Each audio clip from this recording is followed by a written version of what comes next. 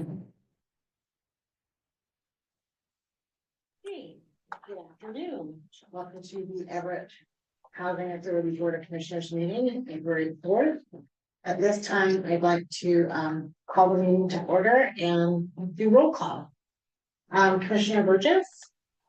Here. I can see him. Here. Okay. Can you hear me? Yeah, now I can. Commissioner Perez? Here. Commissioner Trainer? Commissioner Trainer is present. Okay, and I know that Vice Chair Andrews and Commissioner Manzel are not able to attend. At this point, I'd like to call for public comment. Commentaries are limited to 2 minutes. Do we have any? No. Okay. Right, moving along, at this point, we'd like to call for any communications. Student silence is none. And we now will move on to the executive director's report. And I have a lot to say. Okay. First of all, I really am so excited to join our newest Director of Property Management, Erica Diaz. She joined us today. It's her first day. And I think most of you know Erica used to work for the agency. She worked for us for about 20 years. And then left about 5 or 6 years ago. 5 years ago, went to work for Cocoon House for a period of time, and most recently at Everett Community College as the facilities director. And so we are so excited to have her on board. I can't say how much I have to look forward to this day when we can have her back here and give the much needed attention to the property management department that needs to have it. So welcome. Welcome. And now I want to switch to another topic and what is going on in the federal level, because I know that everybody has been kind of waiting to see what's going to happen with HUD. I'm here to tell you I have no idea, and neither does the folks that we have been reaching out to at HUD. But what I do know is that we have been preparing as best as we could to kind of foresee anything that could happen. And that not only goes to HUD, but also goes to a potential government shutdown that could end up being looming. So I have had the staff put together, and they're still in the process of putting together information on what kind of funds we have available to draw on in case we don't have any money coming from the federal government. So I'm pretty reassured that we can stay afloat for several months. I'll get you more information on that as it becomes a little bit clearer. But this is a moving target. This is I think most of you heard me say that at the beginning of this year that my new word for this year is pivot, because that's what we're going to have to do. Depending on what comes down at us, we're going to have to move accordingly.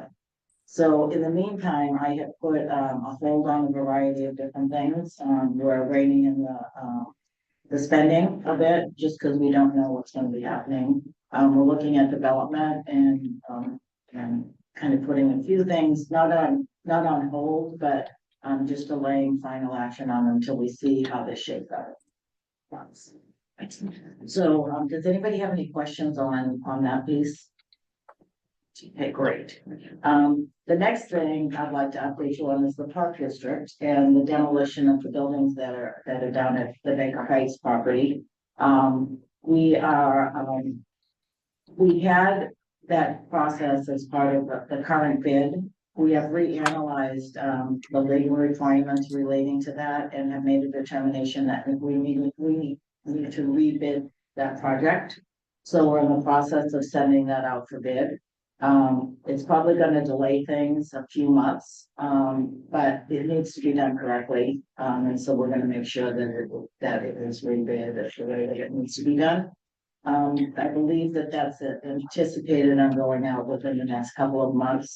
Having said that, because of the dollar amount associated with this project, I am going to be pretty cautious on awarding that bid until we know where we are and a variety of things. So it's kind of in that whole realm. Commissioner Burgess, did you have a question on that? Yeah, so are you reopening the bid for the entire project or just this phase? Just the space. Okay, so the Just demolition of what is currently there. Exactly. Yes. And I'll provide you a little bit more update on that, as we move forward. Sure, thank you. In the meantime, police and fire, have been down there doing some training. And so we're actually pretty excited that we were able to open that up and to do that training. Because it's very, very seldom do you have a piece of property like that with buildings that they can go in and do some tactical training. Being a good neighbor to our city by allowing that to happen. And then back on the federal level again, there's several of us going to DC for the NARO conference.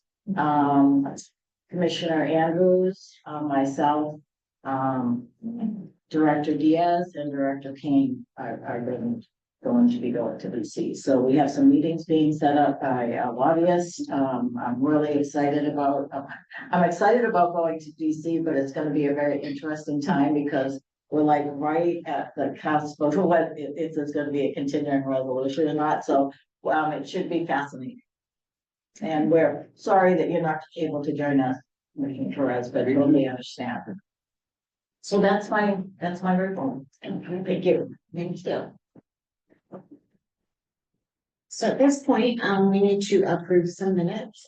So I will need a motion called to approve the following minutes. The annual meeting held on November 12th, 2024. The special meeting held on January 13th, 2025. And the special meeting held on February 3rd, 2025. Do I have a motion? All together. Yes, all together. Move to approve. Do I have a second? Seconded. Okay, all those in favor say aye. Aye. Aye. Aye. Okay, then none in favor. Or against. Let's refer to the consent agenda and we're gonna do a single motion for this as well to approve the consent agendas from. The first part is section 8 payments for the months of October, November, and December 2024. And summary vouchers for the month of October, November, and December 2024. Do I have a further motion? Move to approve. Okay, do I have a second? Seconded. Okay, all those in favor say aye. Aye. Aye. Aye. Okay, and the against. The next is our items for individual consideration. So resolution number 1608, updating EHA's public record policy. Director of Policy and Innovation, Janina Alec will introduce. Good afternoon, commissioners. This is a pretty straightforward resolution. You're all aware that Chris Medlett retired last May. He was our public records officer. In reviewing our policy, we noted that his name was actually listed as the public records officer in the policy. So this update just makes the policy a little bit more generic. So, as that determination of who the public records officer is changes, we don't have to keep updating the policy. So I included red lines in the board packet with those changes. They're very minimal. Okay. Any questions? From board members? Okay. Do I have a motion to approve? Motion made. Do I have a second?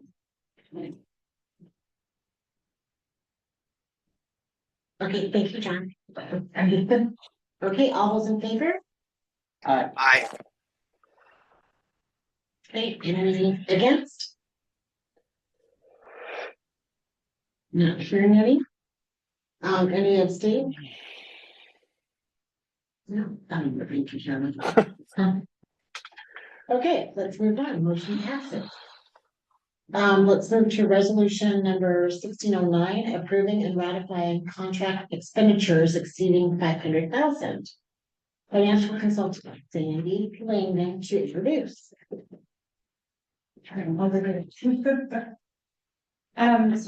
we're doing a review of our procurements, and we found that several contracts were coming to that level of 500,000 or possibly over. So we wanted to bring that back to the board and get his approval. Those are services that tend like our legal services that tend to, depending on what they are, could be a lot larger than we could plan for. So we want to make sure that it's coming back. Our audits, which sometimes once you start getting into it, we just don't know how long it takes for that information to come through. Some of those have some individual, I say letters of agreement, for instance, but we want to make sure that the board approve for the full amount for those vendors. Any questions from commissioners? Do I have a motion to approve? Move to approve. Do I have a second? Seconded. Okay, all those in favor, say aye. Aye. Okay. That just doesn't like anyone that is against, so the motion passes. So let's go to resolution number 1610, adopting an updated mission statement. Executive Director Mary Swenson to introduce. So as you're all aware, President Trump, when he came in, signed several executive orders, and one of them was to basically eliminate all the DEI language within the federal government. So that reflects on EHA because we receive so much federal funding. And so I have asked our staff to go through and reword the language and remove the DEI, the 3 letters DEI, and put it into a more something that will be okay with the federal government. So that process has started. And since it has been pretty much entwined within our whole organization, especially our mission statement, there's a need to go ahead and have the board adopt a new mission statement. We had quite a bit of conversation at a staff level regarding this and how it would affect the agency internally and also externally, but also the amount of time that was spent doing that mission statement. And, there was a lot of time that was put into it. There was a lot of work groups. There was a lot of public engagement on that. So while I'm asking the board to make some adjustments to that, I think it's important that we go back and take a look at the mission statement again and go through a more inclusive process. One of the things that I have also, I put out an email to the staff. I believe all of you got a copy of that email.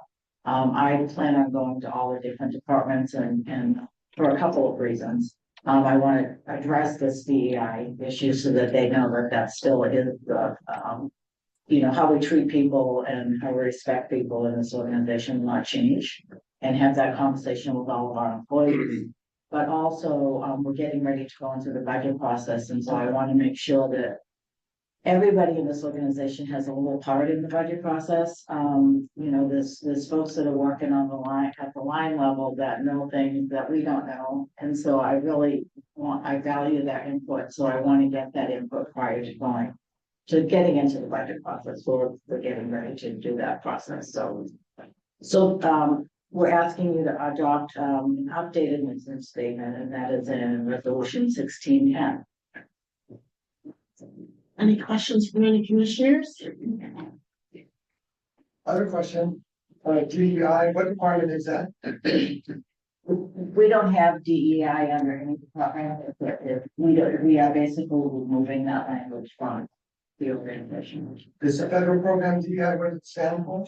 It's diversity, equity, and inclusion. Oh, okay. So I will need a motion to vote on resolution number 1610, adopting an updated mission statement. With that caveat that you made, Mary, I make a motion. Thank you. Do I have a second? I'll second. Okay, all those in favor say aye. Aye. Aye. Any against? Rayner votes nay. Okay, thank you. Principal. So you got any passes? Yes. Okay, just, You break the tie, okay, so you would, so I will vote in. So, resolution number 1610. Next agenda item is board training with representatives from BDO USA.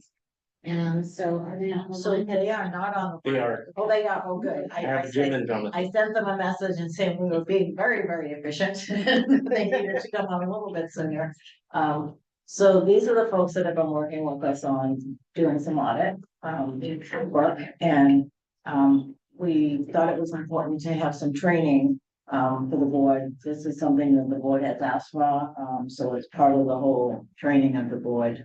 And so with that, I am going to go ahead and is it Jim Carroll and Jonathan? Are they both on? There we go. Yep, both on. So this is Jonathan Marks and Jim Carroll. They are with BDO. And we have been working with them over the last several months, and they're gonna do some training for us. So you guys can take it away. Great. Jimmy, on mute. You're on mute, Jim. He's good. No, now you're on mute, Jim. How about now? Now we can There hear you you. go. There you go. There you All go. right. All right, let me try to share my screen. Can somebody pass me the ball so I can share?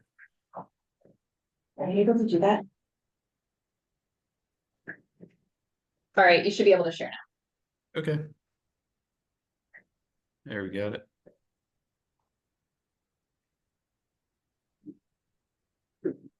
So while Jim's teeing this up, I'll just give you a little preamble as to what we're gonna get into today, but.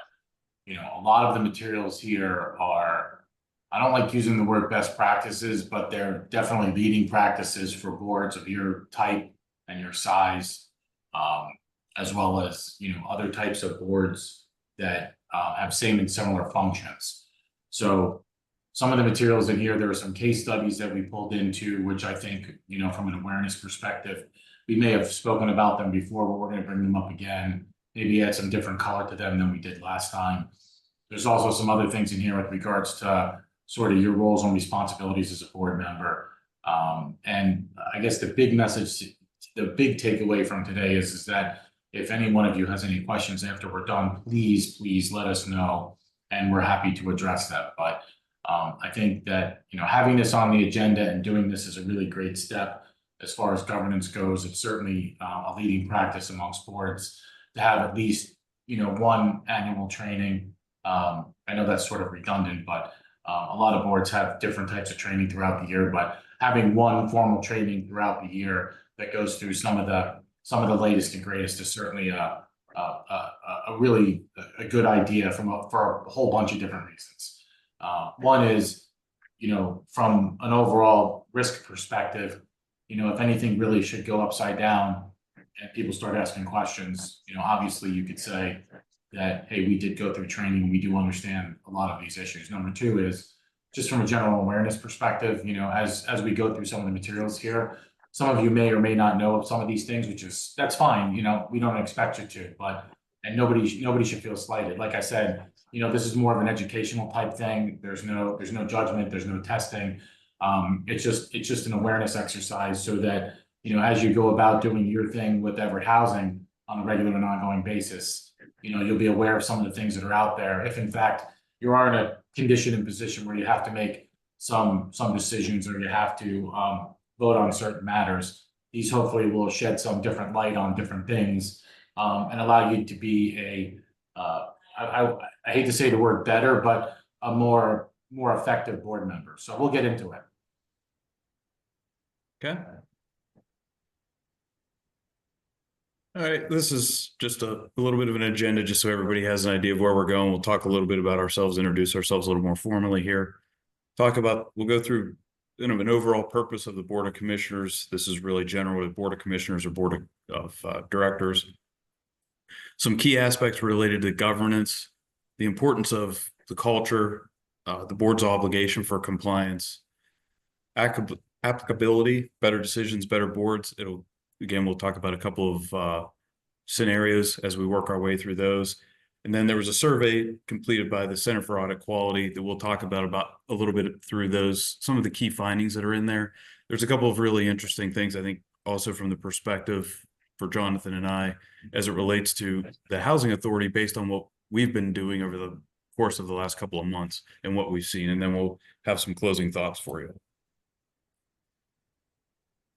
So just a quick introduction. I'll go through me first and then Jonathan can go. I'm one of the core team that's been working on the Everett Housing Authority investigation that we've been assisting with.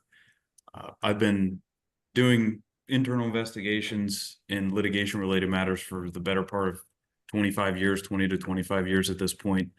I've had a significant background in working in large corporations, mostly in the manufacturing side of things, but dealing a lot with board issues, executive issues, performing those type of investigations, and really then that carrying over into dealing with fraud in a real from a more general perspective and at a very high level, and conducting fraud risk assessments for organizations and thinking about risks in terms of how bad the bad things can be if they do happen and how to address that and how to think about those types of risks. I've been with BDO for about 10 years now. I just actually passed 10 years about a month or so ago. So it's been a bit, and here at BDO again, I focus a lot of my time on internal investigations and litigation and white collar crime investigations, along with fraud risk assessment. So a lot of things that are bits and pieces of the issues that we've been dealing with as we work through our investigation here for you all. And Jonathan? Yeah, thanks, Jim. So my name's Jonathan Marks, and I've got close to 40 years of experience, mostly doing investigatory forensic type matters, but I also have a great deal of experience in corporate governance matters and working with boards and senior leadership on developing, better and more advanced governance frameworks and better strategies moving forward to not only tackle risk, but manage risk on a day-to-day basis. I joined BDO, it'll be almost 2 years. Prior to joining BDO, I was a national practice leader at one of the larger firms, one of the big 8 firms, and I led their fraud, ethics, and anti-corruption practice on a global basis. And then, going back sort of into my history a little bit, prior to that, going way back, I did have my own firm that I grew pretty rapidly and pretty successfully and merged it into one of the big 8 accounting firms several years ago. So my relationship with BDO is a long one. I have a lot of, I was brought in to BDO for this very specific role to work with companies like yours that are in these situations, but not only to work with them in identifying what potentially went wrong, but also helping them, become stronger as they come out of the other end of this. So hopefully, again, today we'll give you a little bit of that, and we'll be able to work with you going forward on making sure that we answer any of your questions. Back to you, Jim. Thanks, Jonathan. And we don't need to go through the rest of the items on here. It's really repetitive to what the introduction overview was on the agenda. One thing I do, both Jonathan and I wanted to make sure that we make sure that everybody knows as we're going through this presentation today, if anybody has any questions, anything that you want to talk about, any particular issue that's on your mind, anything like that, certainly raise your hand, interrupt us, feel free to jump into the conversation. That is why we're here. And the more interactive this is, the better it'll be for everybody. It'll certainly be better than just listening to the two of us yammer on, but if that's where we end up, that's okay too. Yeah, and just a little reminder though, because of the forum today that we're in, some of the work that we did was attorney-client privileged. So we're not going to get into a lot of the details. We're just going to talk in generalities. So again, if there's questions regarding that, obviously we need to go through the right and proper channels. Right. Good. Yeah. Good point. Jim, before you get moving on, I might just give a little prelude to why we engaged BDO. So I came on in April. There had been significant changes in the executive director role, and just in good practice when there's been major changes, executive directors, it's good practice to bring in and have an audit done. So that's why we retained BDO. So that was how we got into the engagement for them doing this work. Okay, thanks. Yep, no problem. Good. Yeah, I think that was helpful. So this first slide, and Jonathan and I will go back and forth a little bit on this. This first slide, I don't know that I would say arguably it's one of the most important, but it certainly is important to understand this, and particularly for the role of all of you folks in the room who don't have a significant financial background. This is one of the key slides, really, because this is the definition of really how an internal control environment is set up, and it's been really COSO is where this comes from, and is who established this. It's been really the gold standard for, gosh, I don't know, 30 years at least, Jonathan. Yeah. Somewhere in there.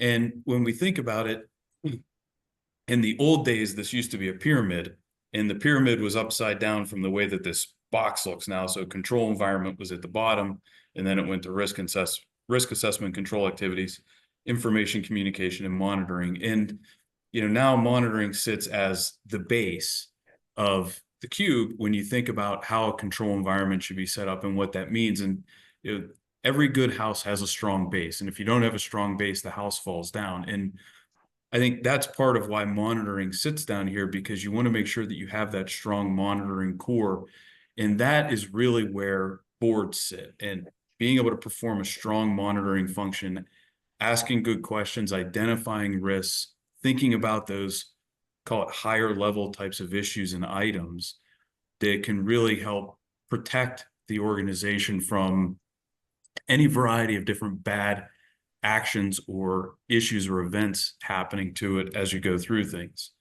And so we want to make sure that we think about, we're really thinking about, and you'll hear Jonathan and I talk particularly a lot about the two bottom pieces here, monitoring and information and communication, because they are so important for you all at the board level to be thinking about and the commissioner level to be thinking about. And Jonathan? So, sorry to interrupt, but we just lost our fourth commissioner, so I think we need to adjourn the meeting, but continue with the training. Oh, okay. Okay. John Trainer just put in the chat that he had to jump in, so Okay. since we only have 3 commissioners, it's not a board meeting Okay. anymore, so. Okay, so, So you can just state that because, we no longer have a quorum, that the meeting is adjourned, effective at. so at this 12 time, meetings. yeah, we no longer have a quorum, we'll be adjourning the meeting. But we'll continue the training. Okay. Yeah. Okay.